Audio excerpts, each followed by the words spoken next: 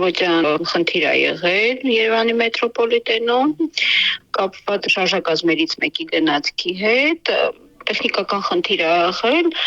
տևել է մոտավորապես 15 րոպե, 40 րոպեն շատ չափազանցված է։ Մեր աշխատակիցները հնարավորինս արագ կարողացել են մնալ տեխնիկական խնդիրը վերացնել, որից հետո արդեն գնացքները մանենար աշխատել են